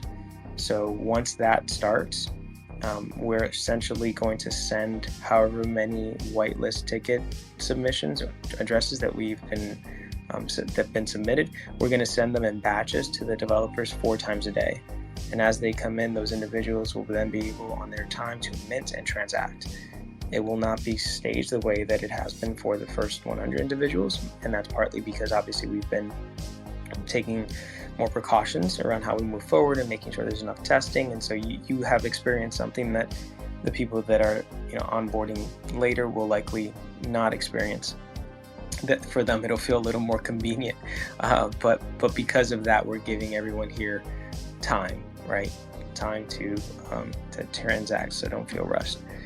And we are going to, and when I say we, I say that selfishly because I still need to speak with the community moderators about what their week looks like. But without a doubt, I know, and if anybody has seen this past week how it's been, we'll find a way, and I will certainly find a way to cover any time gaps to have a space running for 36 to 48 hours, and it'll be an onboarding space. So essentially, if we have enough time to educate and inform people between Monday, Tuesday, and Wednesday, then towards the end of the week, to have a 2-day period where we're able to help people across the globe who want to understand what they should be doing, from verifying on Discord, submitting a whitelist ticket, minting, and then going on and doing the transaction on their own. The whole point of that is that there are people on Twitter that first don't like Discord, and then there are other people that just don't understand Discord. So we're trying to create a safe space on Twitter that's kind of an open space where we can guide people through the process while collaborating with moderators on the Discord end. So you can think of it as kind of we're handing people off. And this is all digital, so it's not like we can't be in a Twitter space and also on Discord. But the point is that we're going to be educating people, right? This whole process is one of education, helping others understand what security steps we're taking, why we're taking it, and then in that process, even educating them on an NFT and how it's been designed, why it's been designed in that way. And so by the time we get more sophisticated with the use of NFTs, I think we're going to have one of the most well-informed community of communities here when it comes to these instruments and what can be done, which we're already seeing it. So that's amazing. Any questions? I think that was my last reset, to be honest, unless I've confused anyone.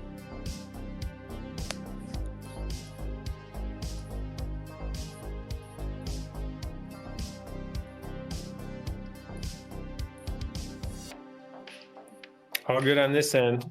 I do just want to say that I would have loved to hear Miguel debate with the Maxis. I bet that was interesting. Oh, did he debate? I don't know if he did, but I saw he posted something, and I saw he was in there. And knowing Miguel and his beliefs, it would have been an interesting conversation, to say the least. Yeah, I would have. I was up there for a bit. They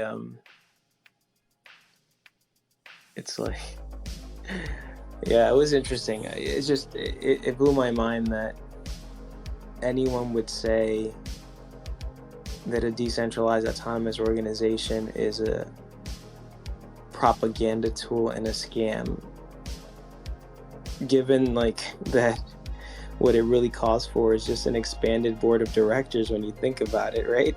But the Bitcoin maxis are that much opposed to Ethereum that anything that is created on Ethereum must be a scam from their perspective. So it's one day this is going to be a documentary, and I think it's going to fall somewhere in between The Office and some kind of doom and gloom satirical dark comedy or something. I don't know. It's just funny, and frankly, I got sucked in. People, you kind of get sucked into the drama sometimes, especially when people are using really big words and making their opinion sound intellectual when it's really not objective at all, right? And it's just an opinion that's very much skewed too.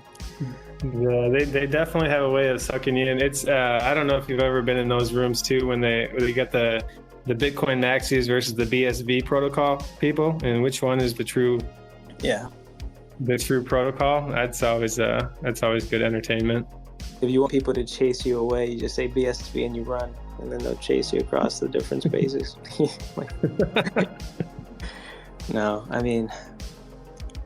But look, I'll say this: Bitcoin's purpose makes sense, right? I mean, and its benefits are clear. I mean, anti-inflationary, like all of that makes sense. But its purpose was never to change the business models of fiat-driven Web 2.0 industries. Like, it was never intended to do that. It was never intended to decentralize power structures. It was never intended to find its way into the hands of people, marginalized communities that don't have access to wealth or economic opportunity. So it's serving its purpose, but its purpose wasn't those things. And so people are looking for what does offer that opportunity. And from my perspective, Ethereum has clearly shown a way. I don't think that Ethereum will be the only thing ever. I mean, we're seeing a lot of innovation in the space. And what Ethereum did prove is that social capital is real, right? That 1 million, 3 million, 10 million people can agree that something has value and that they're willing to transact it for the exchange of goods, and therefore it becomes a currency. And if that thing that has value has enough flexibility within it to serve as an instrument to wrap titles and licenses, then suddenly it becomes even more value and affirms the fact that the arbitrary value that was set was appropriate. And I think what scares people the most is that, their trust funds might not always be safe when there's this much opportunity being given out to hundreds of millions and billions of people, possibly in the future at least, that would otherwise not have it. So, as they say, power to the people.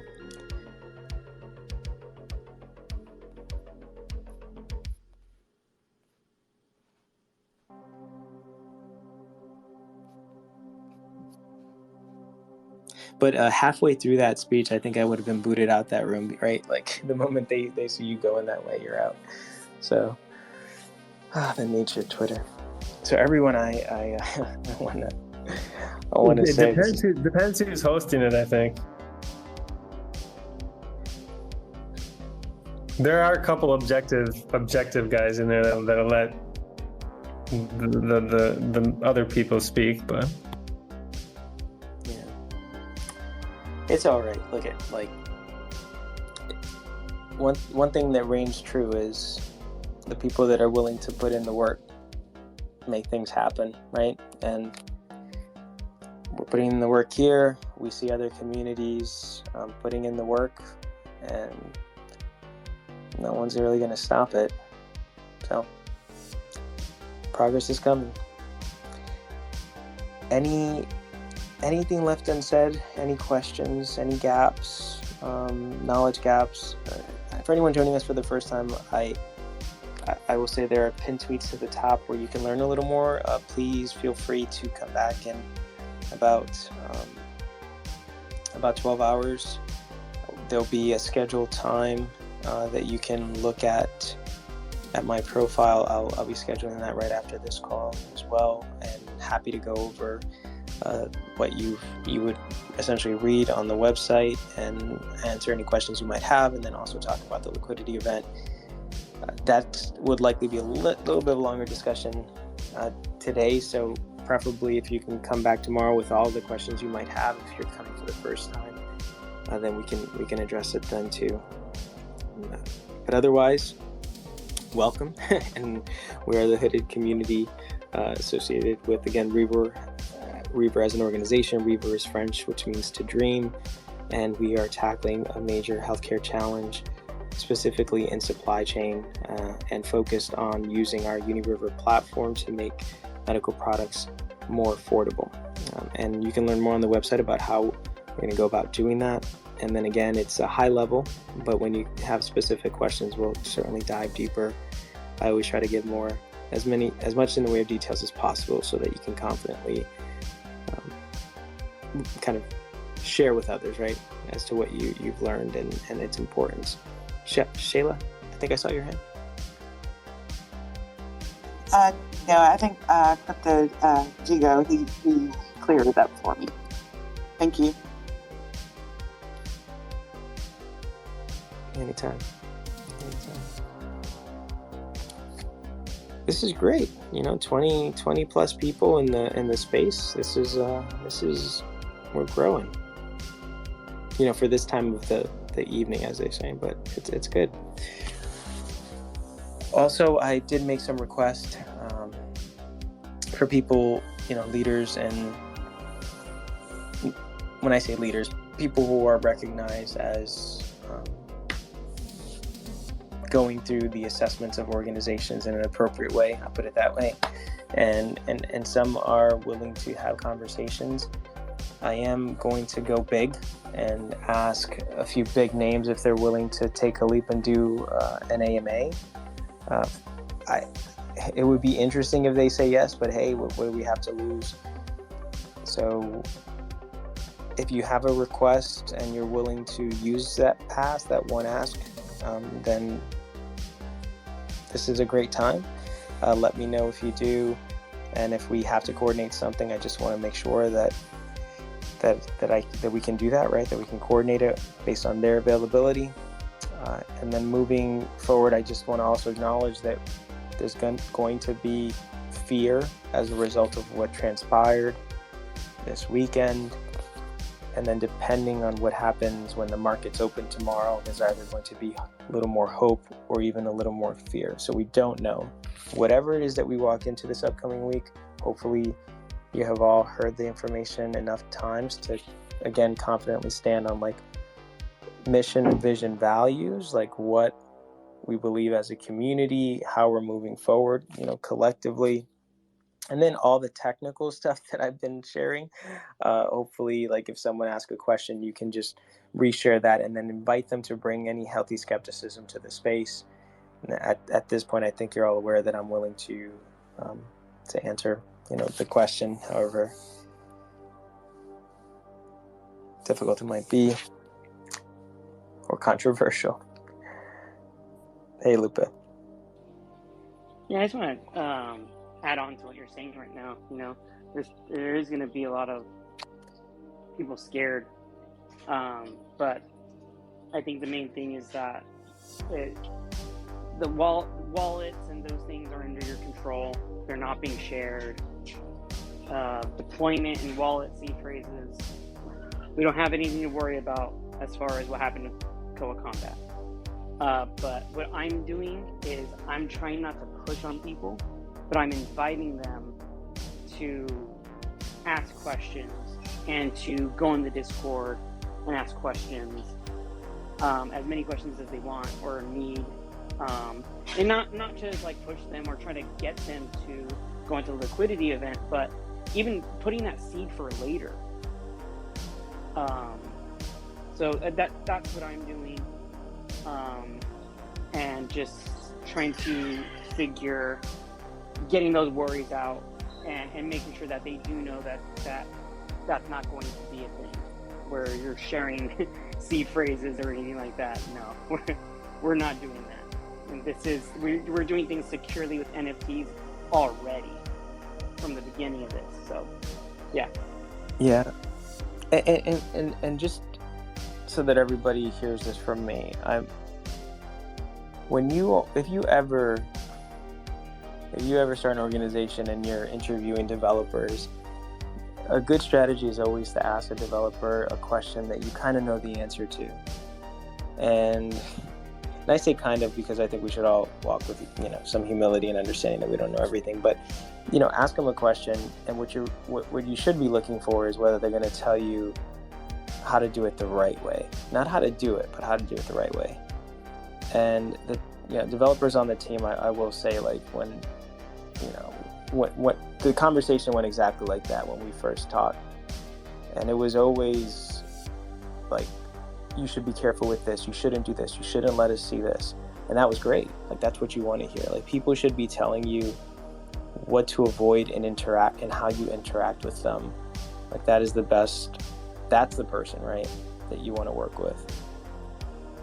Anyway, I just wanted to share that just because I do think that it's important to expect a certain level of ethics with developers that are working. And so anybody that is out there serving as a developer asking for seed phrases or demanding or recommending that they be the deployer, like that's an ethical issue. Automatically that should raise a flag.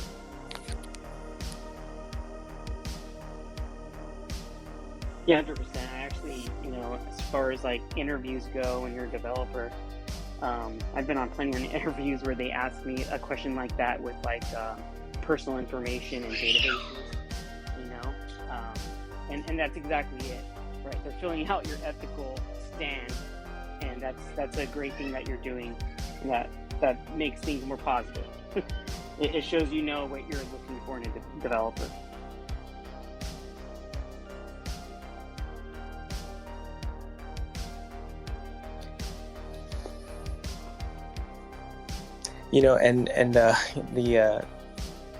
So DJ Lando, I see you come up. I saw you come up. Sorry. How's it going?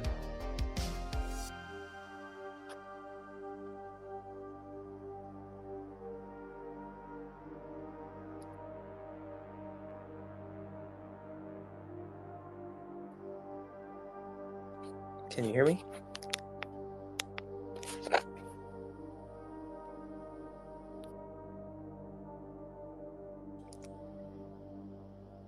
DJ Lando, can you hear me?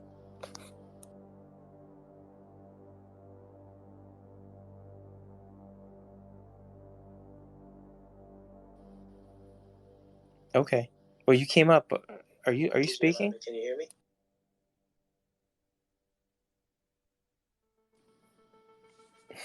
Are you speaking, DJ Lando? I just don't know if you are, because.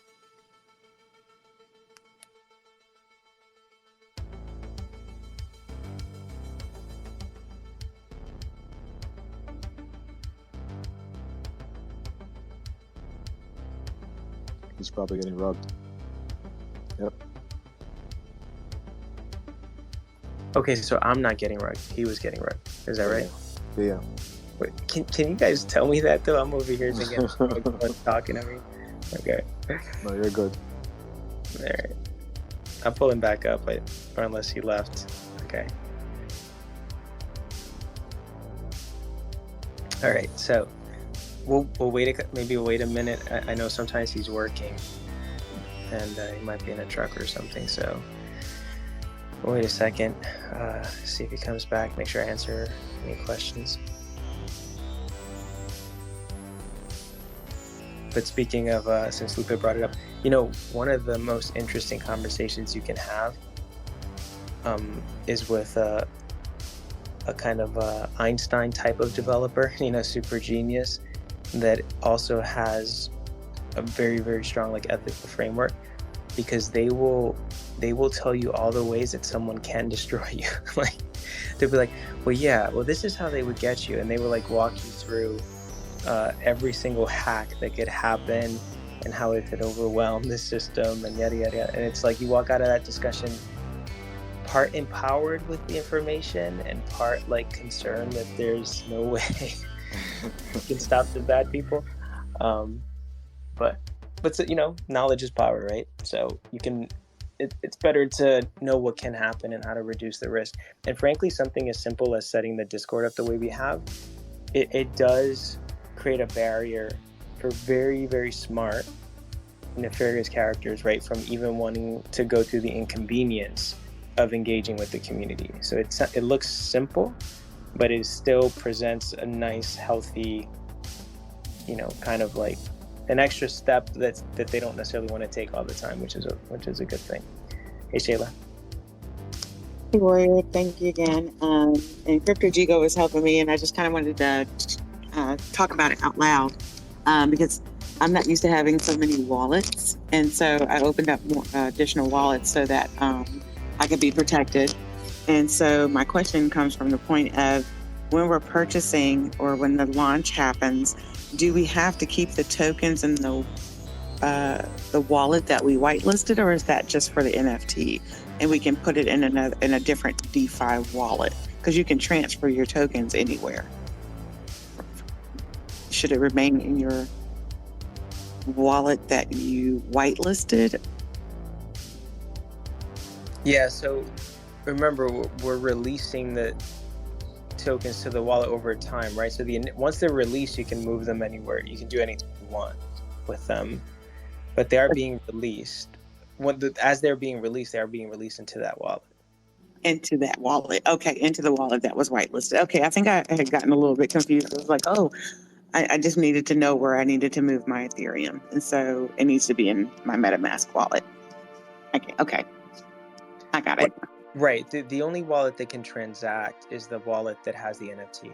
So really, the only thing you need, the whole whitelisting was so that you can mint the NFT, right?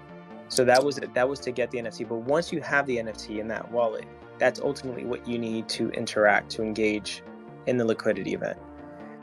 The NFT, however, was designed specifically to allow for for you to participate once. Okay, so for one person to be able to participate once.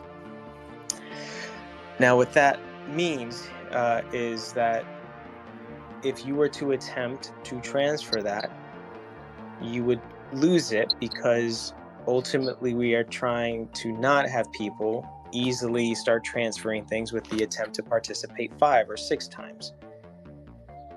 Now, I know that on the other hand, you're like, why did I pay something for an NFT that I can't transfer? Well, a couple of things about that. One is that NFT is an indicator. If you were on a map and there were blue mint dots, it would be an indicator to know who has the NFT and then who will have access to the first wave of progressive NFTs. The fee, the money collected, is used to pay for the gas fee to deploy the tokens once the launch takes place, that initial 15%.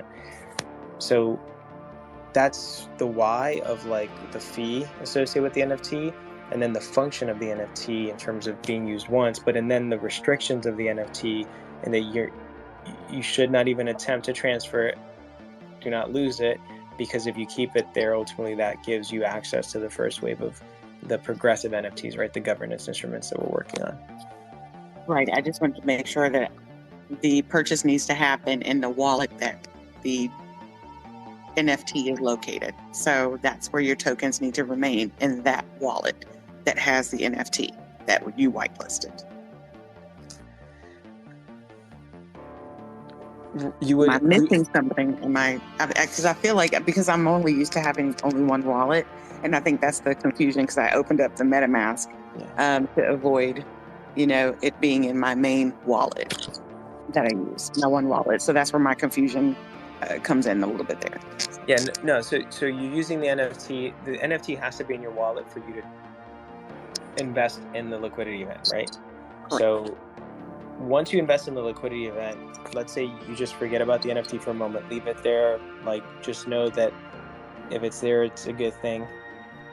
Then the launch happens, and 15% of your tokens are released, right? So you have those. You can put those released tokens and whatever reflections are being gained anywhere. You can transfer them if you want.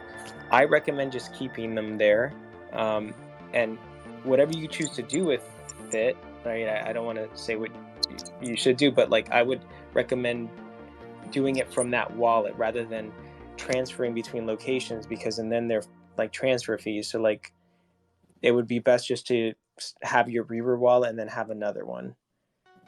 Correct. If you can do that, it's your choice, but just understand, like, my recommendation is you would avoid paying any like fee or anything by not transferring it back and forth between places. Okay, because I was only thinking about it because of the Ethereum, and I was thinking, I'm so used to using, the wallet provided by Coinbase, and so, I'll just keep MetaMask and keep the token over there, and just keep that as my Reaver wallet. Okay, thank you. Also, Sheila, just a recommendation. I mean, everyone has their own method of how they handle their tokens, but generally in DeFi, it's ideal that you move or have your different types of tokens you purchase, especially if it's significant, in different wallets. So one idea is to, you have the idea of making sure at least your top investments are on a certain wallet. Say it's on a core wallet. You can't have a core wallet for Reaver in this circumstance, but say you have other tokens, you have them in a core wallet. For transactions that you do a lot, you probably have them in another. And say you invest in new projects that are a bit risky, you can have it on another. That's one method that some use, while others use a tactic where they put all their investment or each token that they invest in a different wallet. This is just to ensure that if your wallet is ever compromised for some reason, all your holdings are not sitting in one place. But again, it just depends on what works best for you. But those are just some pieces of advice that some would protect. Yeah, and definitely like if you're thinking like Ledger or something. I mean, it depends on what security steps you want to take too. Just in general, though, I just want you to know that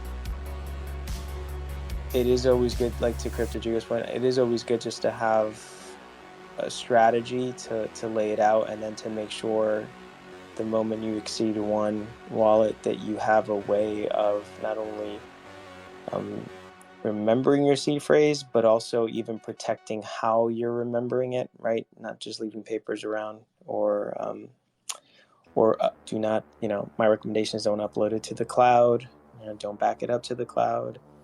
So all those steps, especially because in this case, it is that wallet. So for everyone listening, I mean, I can't stress this enough, that please make sure the wallet you're using, you have that seed phrase backed up. If for some reason or other, and I'm just saying this in case there's one person out here, that if you have a wallet and for some reason you can't access the seed phrase, if for some reason you're able to log into your phone and you just keep like interacting with this wallet, but the moment that your phone resets or falls in water and you get another phone, you're not going to be able to recover it. Now's the time to, set up another wallet. And if the inconvenience of having to mint again, if you are the person running into this situation, now let's have a conversation, but I just don't want anyone to have to participate in a liquidity event and then to find themselves losing the seed phrase. That would be tough for you, and it would be tough for me to hear that too, on just to see that you're going through that.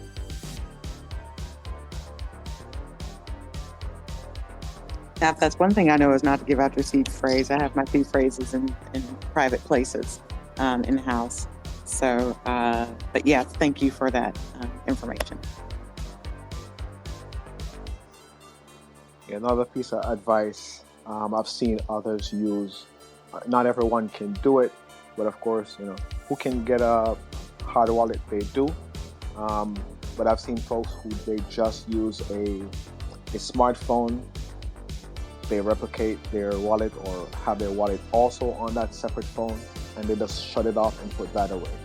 So at least if, for some reason you lose both your paperwork and your phone, there's another phone backed up somewhere. So just tactics that I see folks using a separate smartphone that does nothing else but hold, say, a MetaMask wallet with their wallet imported on it, and leave that in cold storage somewhere.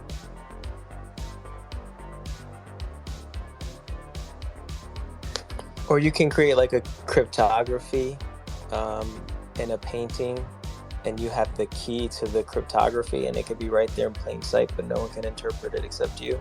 You can pull a real binary move there. I should use that as well. That's going to be my fourth backup process.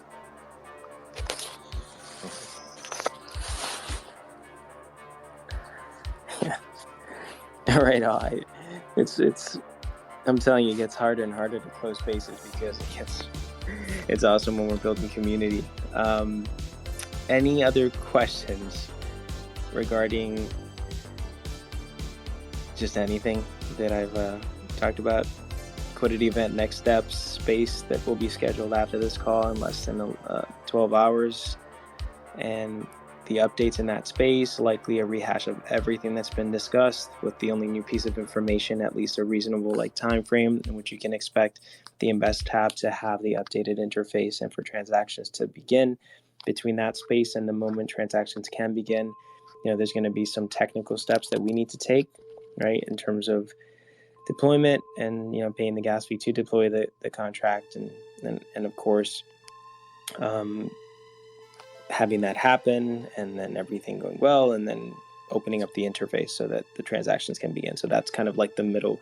That's what happens in the middle of the day, or the early morning to early afternoon portion, depending on the side of the country you are. And for anyone in Australia, it'll be really late night for you all, maybe really early in the morning. But no matter what, you have time.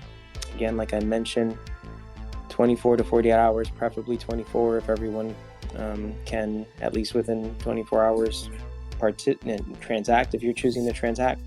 But even then, it's really Wednesday that we're going to start to take on, kind of process people more readily, to not just submit the ticket, but to make sure that they can actually be whitelisted to mint. And that's when any work that we've been doing on the ground, right, and getting the word out and informing others and answering questions, it's going to start to pick up. And so as people are on-rolling midweek, we're going to have that very long space, right, so that we can support that onboarding process for people who aren't comfortable with Discord.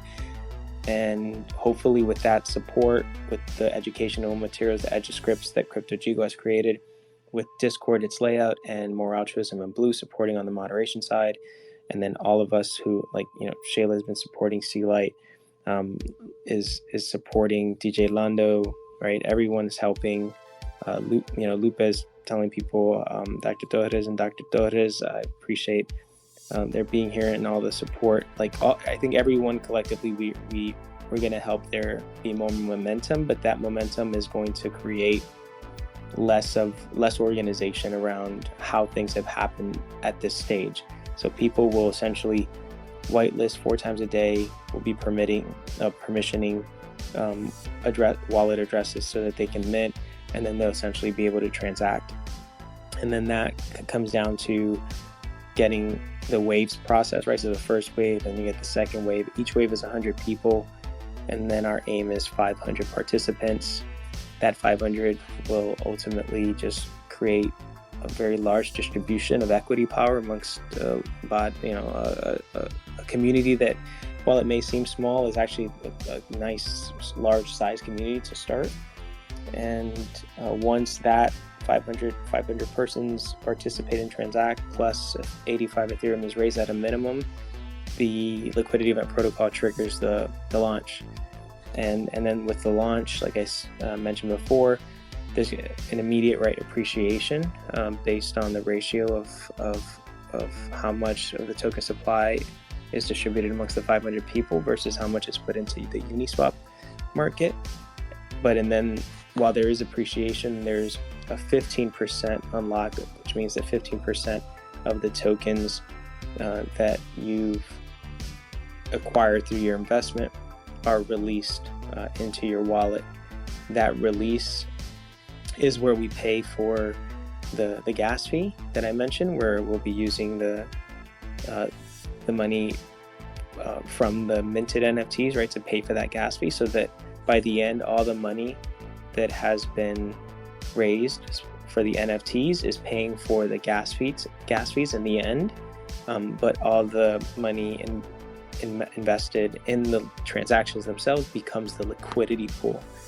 So again, none of this is used for anything other than those things, and so just wanted to reiterate, that's the important part for y'all to know. And did I miss anything? I think at that point it's just off to the races. And and like I said before, this is the part that we can, within reason, control. We can keep the door open. We can create access opportunity for people who otherwise would not have it.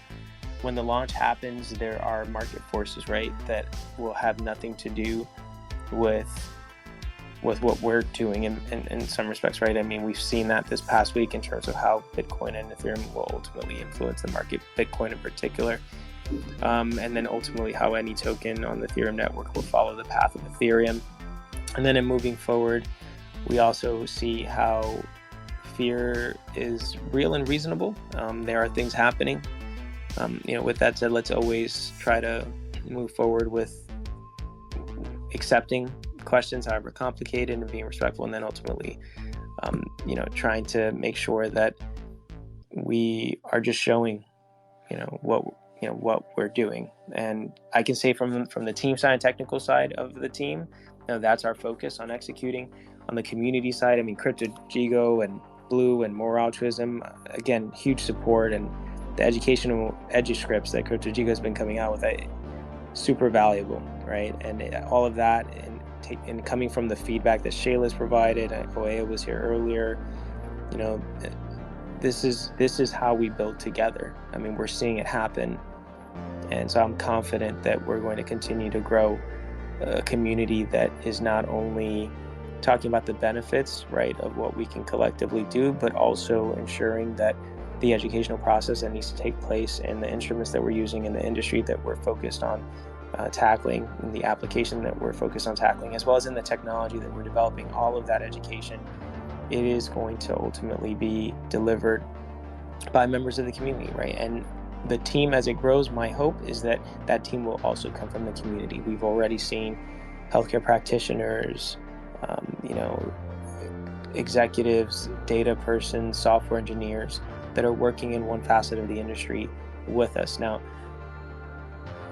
that for me is so important, right? Because ultimately what has brought us together is this belief and really this understanding that we can change things, we can make it better, we can make medical products more affordable, and we can do even more than that later.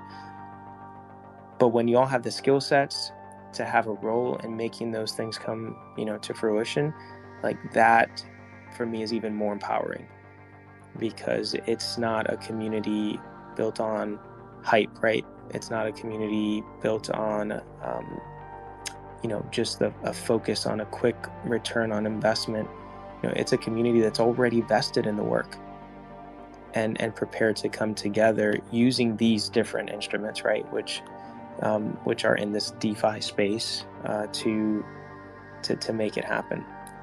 So maybe it's a little late, so I'm getting a little more philosophical, but I just wanted to make sure I ended on this point that it comes down to being about community. It's all about all of us. This is where we will expand our networks, where we will engage with the industry, where we will mitigate risk, where we will identify risk. And my hope is that all of you understand that I'm 100% open to have conversations. If you're more comfortable having it one-to-one in the DMs or in the space or on Discord, please let me know. I'm happy to coordinate. Otherwise, if you have any additional questions, please let me know. Let the moderators know as well. And with that, I do hope that you all focus on taking some time to breathe and to step away if you have to from Twitter Spaces, right? And to focus on mental health and decompress in some way. The work never ends, so it's just important to make sure that you don't get lost, because it seems like we're doing amazing things here, but sometimes it is work, right? It is work to build people up, and just don't forget to build yourself up too. So I'll leave you with those words, and I have to take my own recommendation there too sometimes. I appreciate you all. I was going to say back at you, Warrior. You need to unwind as much as you can, decompress. I want to take the opportunity as well to say a big thanks to Shayla. Shayla took a lot of time to actually go through a lot of the documentation that I was doing early in the process and review it, send me feedback. So I really appreciate her in doing that. We've been getting a lot more feedback from the community as the space grows. And so that has given us more opportunity. I've got DMs from different people, giving suggestions or just working through ideas or issues that they have. And that has fueled a lot of the information I've been able to put out. So this is not me, this is a community, all the feedback that everybody gives. When you come up and speak, when you ask questions, that does give us the opportunity to do better and learn more. And that's what we turn around to give feedback to the community to help out. So thanks to everybody for all the effort and all the community building. We appreciate you.